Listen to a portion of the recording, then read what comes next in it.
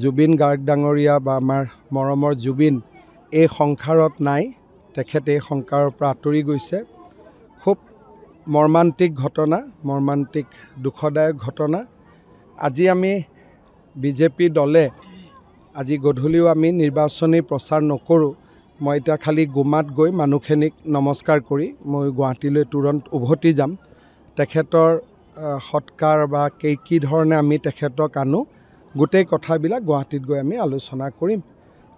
অসমবাসী ৰাইজৰ লগতে মই সমগ্ৰ অসমবাসী ৰাইজৰ হৈ কি ক'ম, দুখৰ ক'বলগীয়া একো শব্দই নাই, শব্দই বিচাৰি পোৱা নাই। এটা মৰ্মান্তিক ঘটনা, জাতিৰ অপূৰণীয় ক্ষতি, জাতিৰ এটা অমূল্য সম্পদ আমি হেৰুৱাই পেলালোঁ।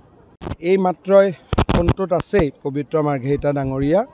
তেখেতে মোক জনাইছে যে জুবিন গাৰ্গ ডাঙৰীয়া বা আমাৰ মৰমৰ জুবিন এই সংসাৰত নাই। তেখেতে এই সংসাৰৰ পৰা আঁতৰি গৈছে। খুব মৰ্মান্তিক ঘটনা, মৰ্মান্তিক দুখদায়ক ঘটনা। আজি আমি বিজেপি দলে আজি গধূলিও আমি নিৰ্বাচনী প্ৰচাৰ নকৰোঁ। মই এতিয়া খালি গুমাত গৈ মানুহখিনিক নমস্কাৰ কৰি মই গুৱাহাটীলৈ তুৰন্ত উভতি যাম। তেখেতৰ সৎকাৰ বা কি ধৰণে আমি তেখেতক আনো গোটেই কথাবিলাক গুৱাহাটীত গৈ আমি আলোচনা কৰিম। অসমবাসী ৰাইজৰ লগতে মই সমগ্ৰ অসমবাসী ৰাইজৰ হৈ কি ক'ম, দুখৰ ক'বলগীয়া একো শব্দই নাই, শব্দই বিচাৰি পোৱা নাই। এটা মৰ্মান্তিক ঘটনা, জাতিৰ অপূৰণীয় ক্ষতি, জাতিৰ এটা অমূল্য সম্পদ আমি হেৰুৱাই পেলালোঁ। জুবিন গাৰ্গ ডাঙৰীয়া বা আমাৰ মৰমৰ জুবিন এই সংসাৰত নাই। তেখেতে এই সংসাৰৰ পৰা আঁতৰি গৈছে। খুব মৰ্মান্তিক ঘটনা, মৰ্মান্তিক দুখদায়ক ঘটনা। আজি আমি বিজেপি দলে আজি গধূলিও আমি নিৰ্বাচনী প্ৰচাৰ নকৰোঁ। মই এতিয়া খালি গুমাত গৈ মানুহখিনিক নমস্কাৰ কৰি মই গুৱাহাটীলৈ তুৰন্ত উভতি যাম।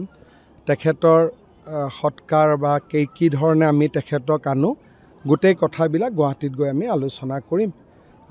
অসমবাসী ৰাইজৰ লগতে মই সমগ্ৰ অসমবাসী ৰাইজৰ হৈ কি ক'ম, দুখৰ ক'বলগীয়া একো শব্দই নাই, শব্দই বিচাৰি পোৱা নাই। এটা মৰ্মান্তিক ঘটনা, জাতিৰ অপূৰণীয় ক্ষতি, জাতিৰ এটা অমূল্য সম্পদ আমি হেৰুৱাই পেলালোঁ। এই মাত্ৰই ফোনটোত আছেই পবিত্ৰ মাৰ্ঘেৰিটা ডাঙৰীয়া। তেখেতে মোক জনাইছে যে জুবিন গাৰ্গ ডাঙৰীয়া বা আমাৰ মৰমৰ জুবিন এই সংসাৰত নাই। তেখেতে এই সংসাৰৰ পৰা আঁতৰি গৈছে। খুব মৰ্মান্তিক ঘটনা, মৰ্মান্তিক দুখদায়ক ঘটনা। আজি আমি বিজেপি দলে